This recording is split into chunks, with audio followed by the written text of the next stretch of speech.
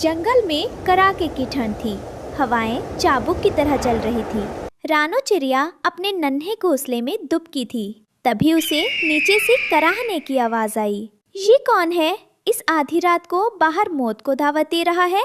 वो नीचे उतरी और देखा कि एक बूढ़ा पक्षी, जिसके शरीर पर बमुश्किल 2-4 पंख बचे थे, कांप रहा था। बिटिया, बहुत ठंड है, क्या मुझे थोड़ा कोना मिलेगा? बाबा, आपकी हालत तो बहुत खराब है। मेरा घोंसला छोटा है, पर आप घबराइए मत। मैं अपनी सूखी घास और रुई आपके चारों तरफ लपेट देती हूँ। मैं खुद उड़कर गर्मी पैदा करूँगी। ए रानो, क्यों अपनी जान जोखिम में डाल रही है? ये बूढ़ा तो सुबह तक बचेगा भी नहीं। अपनी रुई बचा, वरना तू भी ठिठुर जाएगी। चुप रहो कालू, किसी की मदद करना जोखिम नहीं, धर्म होता है। बाबा, आप फिक्र ना करें, मैं यही हूँ।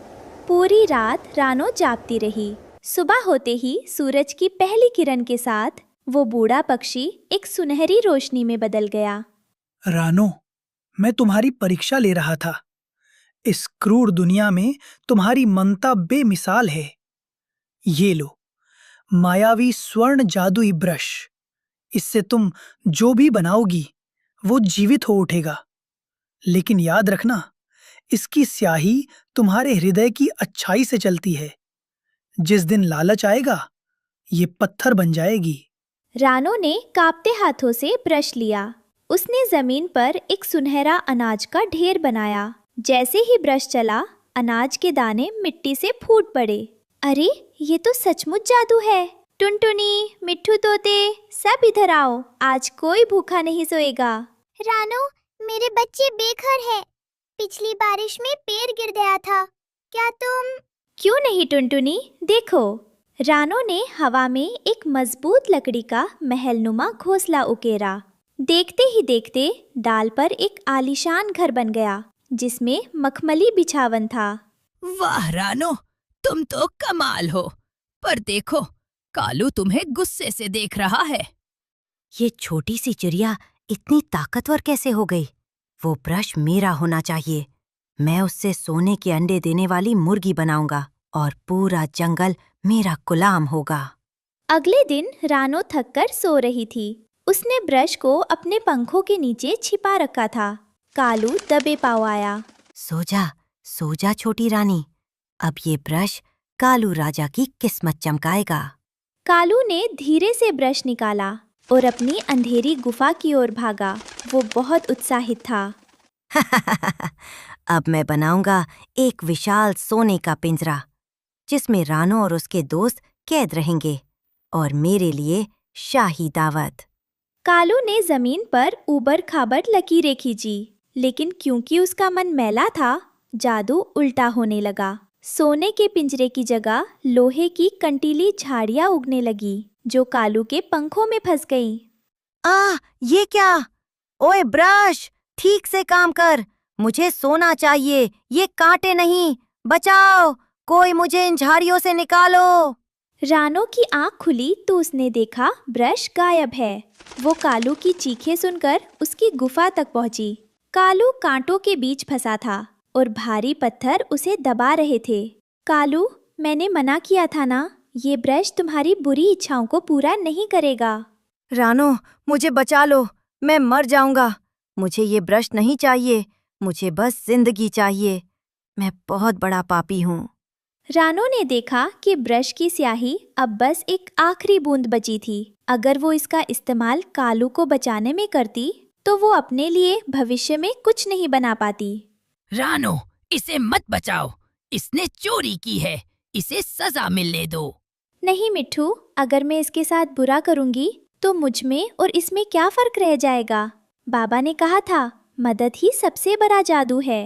रानो ने आखिरी बूंद से एक विशाल कैची बनाई।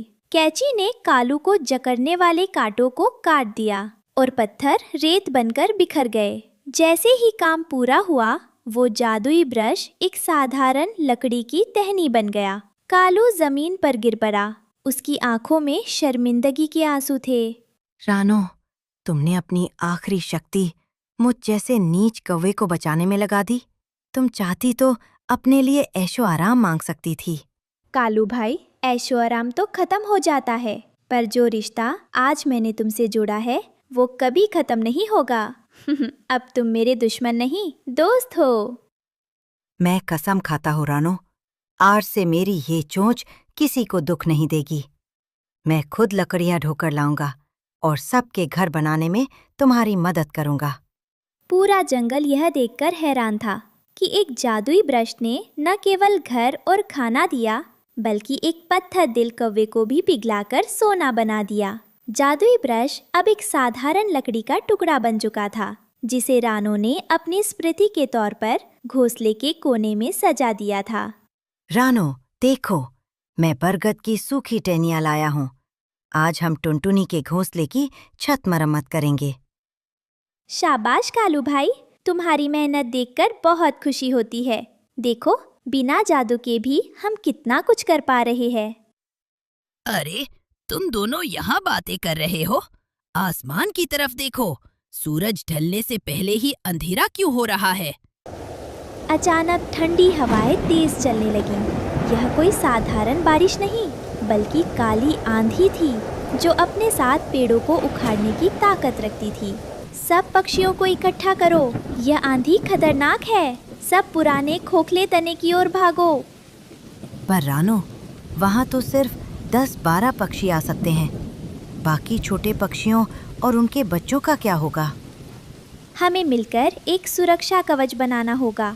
कालू, तुम बड़े पक्षियों को बुलाओ। हमें बड़े पत्तों और टहनियों को आपस में बुनना होगा। आंधी इतनी तेज थी कि पक्षी उड़ नहीं पा रहे थे। तभी रानो ने देखा कि एक बड़ा पत्थर लुढ़ककर छोटे पक्षियों के रास्ते में आ गया है। कालू, देखो, वहाँ टुनटुनी के बच्चे फंसे हुए हैं और पेड़ गिरने वाला है। रानो, तुम पीछे हटो। मैं अपनी जान की बाजी लगा दूंगा, पर आज किसी को कुछ नहीं होने दूंगा। तभी एक बड़ी डाल कालू के ऊपर गिरने लगी। कालू, बचो! रानो ने फुर्ती से जाकर कालू को धक्का दिया, लेकिन डाल रानो के पंख को छूती हुई निकल गई। रानो जमीन पर गिर पड़ी। रानो जमीन पर पड़ी थी और आंधी और भी भयानक हो गई। कालू ने भागकर रानो को अपने पंखों के नीचे छुपा लिया। हे ईश्वर, आज मेरे पास वो जादुई ब्रश होता तो मैं रानो को बचा लेता। मैंने लालच में उसकी शक्ति बर्बाद कर दी थी। मुझे सजा दो, पर रानो को बचा लो। तभी रानो के घोंसले में रखा वो पुराना साधारण ब्रश अचानक चमकने लगा। वो उड़कर रानो के पास आ गिरा। कालू, देखो, बाबा की आवाज सुनाई दे रही है। रानो, जादू ब्रश में नहीं, बलिदान में होता है। कालू ने आज अपना जीवन दांव पर लगाया और तुमने उसे बचाने के लिए खुद को चोट पहुंचाई। यही सच्चा जादू है। अचानक रानो के जख्म ठीक हो गए। वो लकड़ी का टुकड़ा फिर से चमकने लगा, पर इस बार वो रानो के हाथ में नहीं, बल्कि हवा में तैर रहा था। कालू, पकड़ो इसे, हम दोनों मिलकर इसे पकड़ेंगे। जैसे ही रानो और कालू ने मिलकर उस लकड़ी को छुआ, वहाँ से सुनहरी किरणें निकली और पूरे जंगल के ऊपर एक सुनहरी छतरी तन गई। आंधी की एक बूंद भी नीचे नहीं गिर पा रही थी। चमत्कार! देखो, हम सब सुरक्षित हैं। कालू भाई, देखा आपने? जब हम साथ मिलकर निस्वार्थ भाव से कुछ मानते हैं, तो पूरी कायनात हमारी मदद करती है। आंधी थम गई, सुनहरी छतरी धीरे धीरे गायब हो गई और वो लकड़ी का ब्रश हमेशा के लिए हवा में गायब हो गया। अब मुझे समझ आया, जादू चीजों में नहीं, हमारे दिलों में होता है। रानो, आज से मैं तुम्हारा रक्षक हूँ और इस जंगल का सेवक। और हम सब मिलकर इस जंगल को स्वर्ग बनाएंगे, जहाँ किसी ब्रश की जरूरत नहीं होगी, बस प्यार और भरोसा होगा। इस कहानी से हमें सीख मिलती है कि एकता में वो शक्ति है जो असंभव को भी संभव बना देती है।